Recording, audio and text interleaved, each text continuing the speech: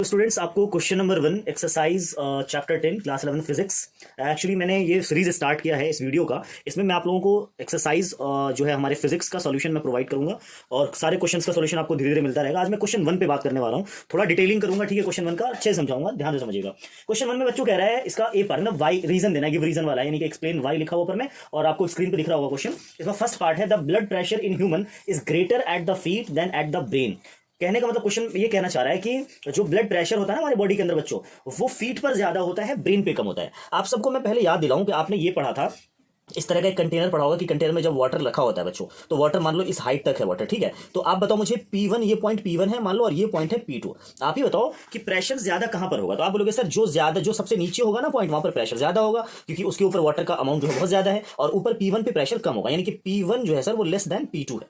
अब आप जो ये ह्यूमन है ना, तो ह्यूमन का ये ब्रेन पार्ट मान लो, और ब्रेन पार्ट उसके बाद ये जो है हमारा ये फीट पार्ट है। तो हम ह्यूमन को ना एज अ कैपिलरी इस्तेमाल, मतलब इसको ना अज्यूम करते हैं कि ये कैपिलरी है जिसके अंदर ब्लड भरा हुआ है। तो अब आप खुद बताओ, ये कैपिलरी है, ब्लड भरा हुआ, ये पार्ट फीट है, ये पार्ट हेड है, ब्रेन है।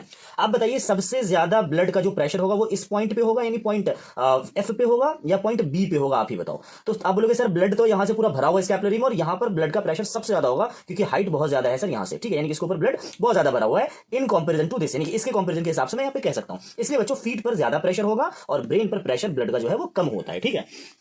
जो हमारा बी पार्ट है बच्चों, उसमें कहा जा रहा है, यानी कि इसका ए पार्ट था बच्चों, और ये आंसर वन का ही बी पार्ट है। बी पार्ट में क्या कह रहा है बच्चों, atmospheric pressure at a height of about 6 kilometre decreases to nearly half of its value at the sea level through the height of the atmosphere is more than 100 kilometre. दो अच्छा, मतलब इनका कहना है कि भाई जैसे मान लो ये अर्थ है, ठीक है, ये अर्थ है, और अर्थ में ये अर्थ है हमारा, ठीक है। मैं यहाँ पे ई लिख देता हूँ, ठीक है। और अर्थ का ये क्या है, एटमॉस्फेयर है। अब एटमॉस्फेयर की एक लेयर तो है नहीं, बहुत सारी लेयर्स है एटमॉस्फेयर के बच्चों। तो ये एटमॉस्फेयर के ना लेयर्स है। अब आप बताओ, इनका कहना है कि जो एटमॉस्फेयर के आसपास जो अभी प्रेशर होता है बच्चों, सबको पता है, मैं ले लेता हूँ 101 किलो पास्कल एटमॉस्फेयर होता है। कहां तक, कहां पर, अर्थ के सरफेस पर। अब आप ही बताओ, इनका कहना है कि जब मैं इससे 6 किलोमीटर ऊपर जाऊंगा, अर्थ से कितना ऊपर जाऊंगा मैं, 6 किलोमीटर। तो 6 किलोमीटर पे जाने पर इसका जो प्रेशर होता है बच्चों वो कितना हो जाएगा, 50 जो है किलो पास्कल हो जाएगा। तो इनका कहना है कि ये 6 किलोमीटर पे जाने के बाद हाफ क्यों होता है, जबकि देखा जाए तो एटमॉस्फेयर जो वैरी कर रहा है बच्चों, एटमॉस्फेयर वो वैरी कहां तक कर रहा है, लगभग 100 किलोमीटर तक वैरी कर रहा है एटमॉस्फेयर, यानी कि अर्थ से 100 किलोमीटर ऊपर तक एटमॉस्फेयर फैला हुआ है।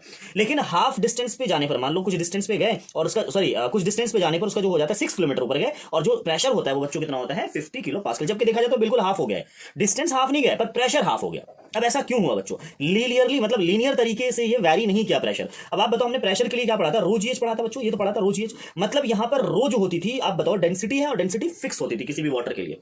लेकिन बच्चों यहां पर बताओ मैं आपको, अर्थ की बात है, एटमॉस्फेयर की बात, तो एटमॉस्फेयर का कोई लेयर बहुत गर्म है तो कोई लेयर बहुत ठंडी है।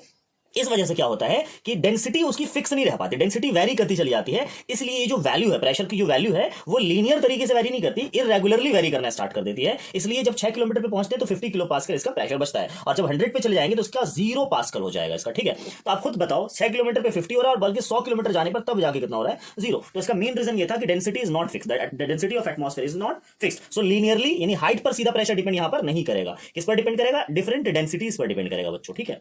अब है आंसर नंबर हमारा जो है फर्स्ट का C part. Answer number first का सी पार्ट जो बच्चों उसमें कह रहा है, hydrostatic pressure is the scalar quantity even though the pressure is the force divided by area. पहले तो मैं यहां पे ये लिखूंगा कि जो प्रेशर का फॉर्मूला होता है वो होता है फोर्स डिवाइडेड बाय एरिया।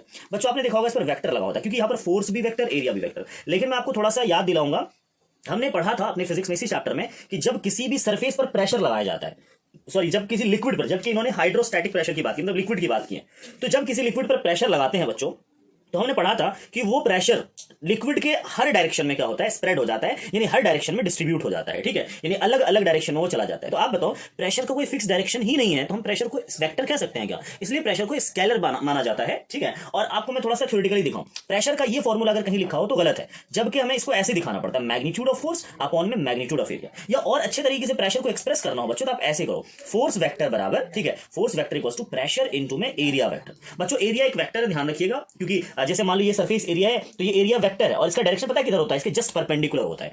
तो यहां पर ये प्रेशर को दिखाने का मेन जो तरीका है वो ये है बच्चों, ठीक है। क्योंकि अगर इस सेंस में देखा जाए तो अब इसका रीजन क्या लिखना है, तो आपको रीजन बस यही बताना है कि due to applied force on a liquid the pressure is transmitted equally in all directions, ठीक है, inside the liquid, that is why there is no fixed direction for the pressure due to liquid. है ना। अब last में लिख सकते हो hence the hydrostatic pressure is a scalar quantity. आपको बच्चों कैसा लगा, समझ में आया हो तो प्लीज इस वीडियो को लाइक करिएगा, और इसी तरह से हम लोग पढ़ते रहेंगे, next example solve exercise solve करते रहेंगे क्वेश्चंस। और हमारे फैमिली का हिस्सा बनना चाहते हो और फिजिक्स बहुत अच्छे तरीके से पढ़ना चाहते हैं तो प्लीज हमारे चैनल को सब्सक्राइब कीजिए। मिलते हैं नेक्स्ट वीडियो में। Thank you so much.